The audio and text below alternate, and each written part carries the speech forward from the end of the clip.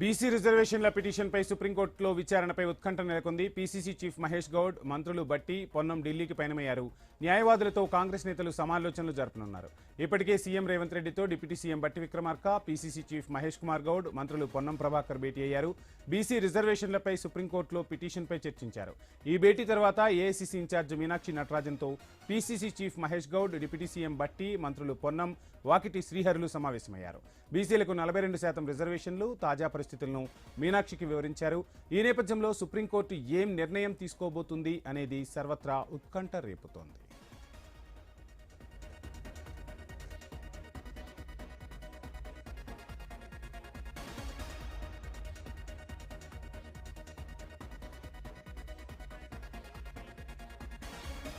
దీనికి సంబంధించి full details మా ప్రతినిధి స్వామి అందిస్తారు. స్వామి, సుప్రీంకోర్టులో బీసీ రిజర్వేషన్లపై విచారణ జరగబోతుంది. ఇక ఢిల్లీకి పీసీసీ చీఫ్ మహేష్ గౌడ్, మంత్రులు కూడా పయనమైనట్టుగా తెలుస్తోంది. డీటెయిల్స్ ఏంటి?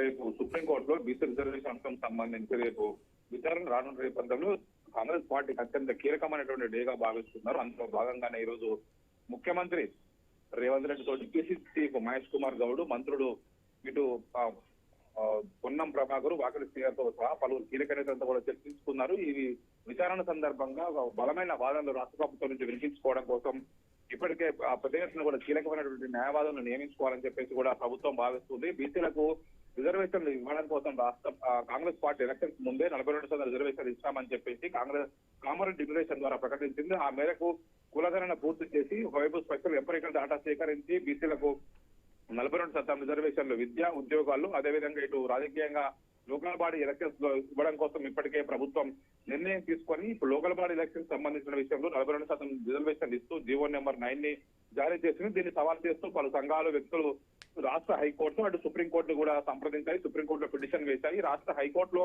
ఈ నెల 8వ తేదీన విచారణ రానున్న నేపథ్యంలోనే ఈ లోపే మరోవైపు సుప్రీంకోర్టులో పలువురు పిటిషన్ వేయడంతో రేపు కూడా అవి విచారణకు వస్తున్న ధర్మిలా మొత్తం కాంగ్రెస్ పార్టీ నేతలంతా కూడా ఢిల్లీకి పయనమైనారు. దీనికి సంబంధించిన విషయంలో ఖచ్చితంగా ప్రభుత్వానికి అనుకూలంగా వచ్చే విధంగా చేయాలని చెప్పేసి కూడా భావిస్తున్నట్టు తెలుస్తుంది.